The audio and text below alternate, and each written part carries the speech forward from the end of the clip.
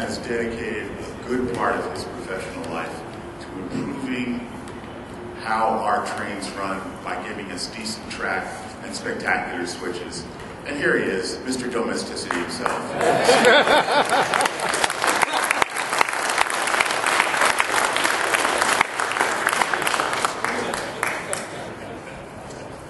I don't even know how to, never mind. Good to see we're still strong with this. We're great up here. Good to see everybody here. I'll make it quick if I can. As promised last time, our new tin plate line with traditional tubular track. Who knew? I didn't know, you guys. It should have bothered me a little more in the past. 20 years, yeah. And that was we'll continue to expand the line if I live long enough, or you guys do. I'm going to use that line for the rest of the time. Anyway, we brought quite a few. The 072s are done. If you remember the last time, we showed you the number 4s that give you yard tracks. I'm at Wheaton Center, so you can get almost twice as many tracks in your yard. And the 072s are now done, and they're ready, and we have just a few left over at the booth. It's amazing. I don't know. I didn't know there was, again, didn't realize there was that many of you guys out there. But it's the exact footprint of the other 072 switches that have been made in the past. So if you are having trouble with those and you want something that hopefully is a little more reliable, try one. Let me know how they work out, and you'll drop right in place of them. As usual, the high rail line continues to go. Oh, before I forget, I will continue to add things to the line as I have time. We're a little behind the 8 ball. Some of you know that my right-hand man of 16 years, Tom, decided to go on to another venture. And we wish him well, but a lot of you have spoken with him. He usually answered the phone, so now it's Trey or I, and I'm a little bit harried because I'm trying to do both of our jobs right now.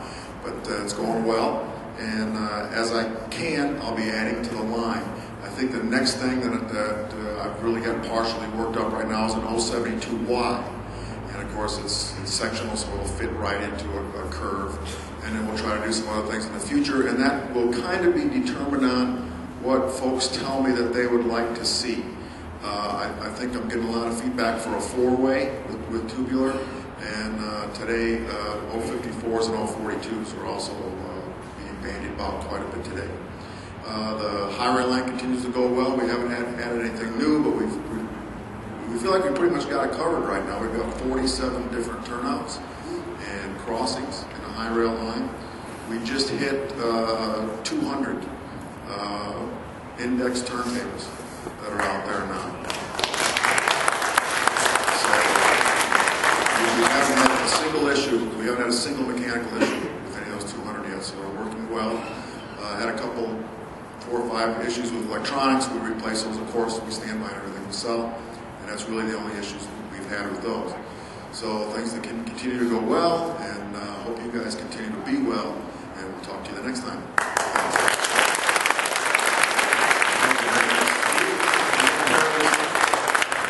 Okay, I can't have them, I see. Yeah, that figures.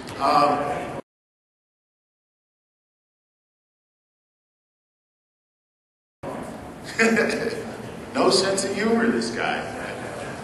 All right. What I'd like to do now is introduce to you a person who's a real veteran of the hobby, who's been making equipment for us for quite a long time. It's his first time here at the forum, Jack LaRussa of New Jersey International.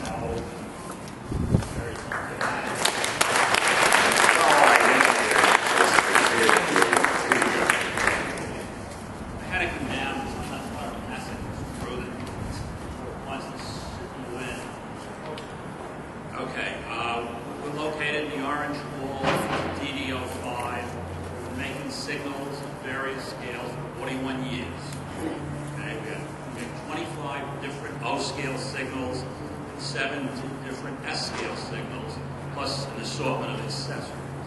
Some of our newer ones are D&O bracket signal. By the way, they're all brass. They have LEDs. And also a CPL and D&O, which we just released at the show, and a D-scale in both O-scale and S-scale, which we released. throw anything at him or what? Pennies? Okay, we've also had a modicum of success in a new venture where we will make special signals for individuals, clubs, and we've also made them for other manufacturers. Okay, here's as an example, we delivered here yesterday, just for one individual, these 4 special made B&O signals. And by the way, you can pick these flyers up to our booth if you want, and you can see the signals. Okay. We will make short runs for anybody as long as it involves only changing the lights, multiple heads, you know, in that type of arrangement. As long as we're using our standard tooling, okay, and standard signal parts. We also have, and these you're going to need a magnifying glass to see because everything we make is scale. This is a scaled Pennsylvania Railroad ground signal. Okay? Because the basic real signal is only 18 inches wide. Okay, we're making it in left and right types, like the railroad had, and we're also making the GRS SC type, more modern ground signal yards. If you wanted to we can discuss any of this, you can pick up copies of this flyer at our booth. It's DD05. Thank you very much.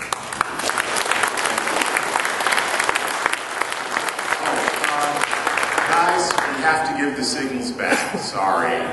Come on, hand them down. Just throw money. There you go.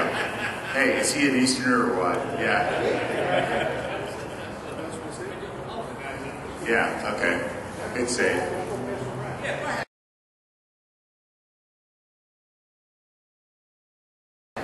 That's all right. We have DNA samples of all of you, so you're going to have to give the stuff back. That's all there is to it. Okay, we are now going to go back in time, historically. Hello, historic person. We're going to go back in time historically, very accurately historically, I might add. And we're going to talk very briefly about museum quality O-gauge train, O-scale trains. And here's the man who can do that, Dave Schneider of SMR Trains.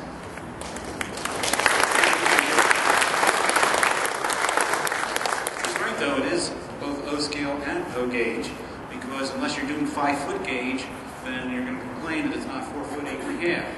But some of them are 5 foot, so you can get away with it. In fact, the very first train I ever did was the General, which was on a 5-foot train track. And so when I put it in real, genuine 5-foot gauge, I had people thinking it wouldn't run on their track because they said, "Oh, it's not O gauge," but it is. In any case, this is the newly delivered, came out this after York last spring. 4th row. It's a Civil War engine. It's the most spectacular thing we've ever done, and in typical SMR fashion, we only made 12 of them in 3 rails. So if you guys are interested, I think I've got 3 left.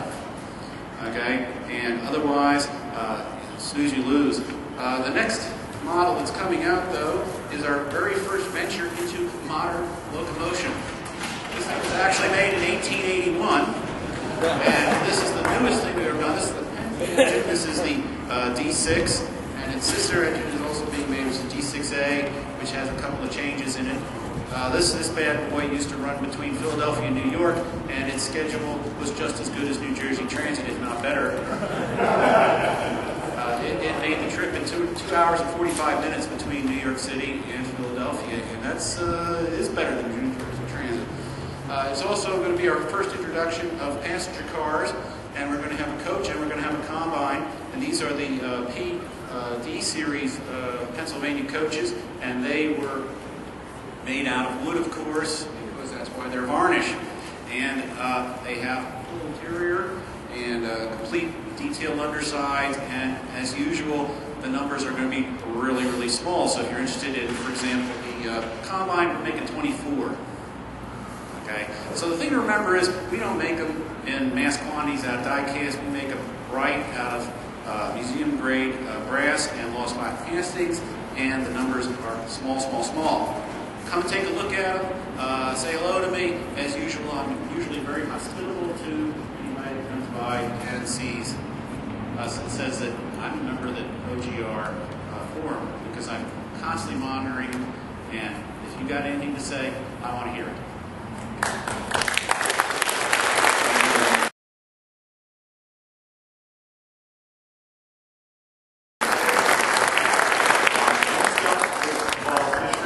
Weaver Models. Oh, he brought it. Oh my gosh. Okay.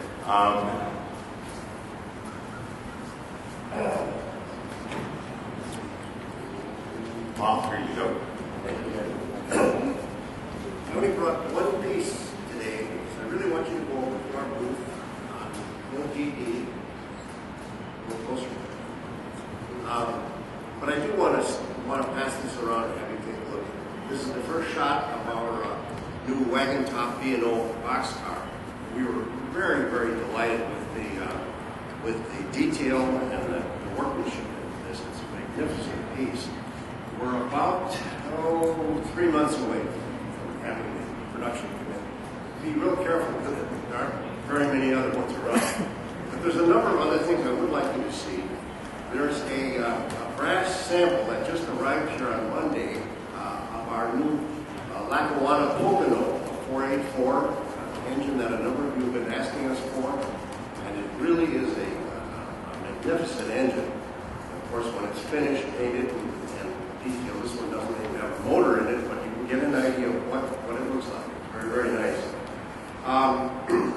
Our long-awaited row houses arrived. They're here right now, and I would recommend those for any kind of a layout. We had I'm from the Cleveland area. We have a little town called Glenville, not too far from where I live, that had rows of that exact row house there. Now, the industry that furnished the houses for their worker was a company called Austin Powder Company. Well, the houses are still there for you to see anytime you want. Powder Company has grown, as a number of powder companies have disappeared one evening. But this, nonetheless, the buildings are row houses for railroads, for industries, mines, all these types of things, and generally company furnished homes for their workers. Right on the water right now is our BP-20, the Baldwin passenger diesels. And per your requests, a number of you asked for this. We have them with the B units powered as well as the A unit. And this is a very, very heavy engine. Beautiful detailing on it. You'll enjoy it, any of you Pennsy fans. Pennsylvania is the only railroad that ever used them, but they're very heavy. I'll tell you, they'll pull the rails around the layout. Anyway, come on by the booth. There's a new catalog for you to pick up.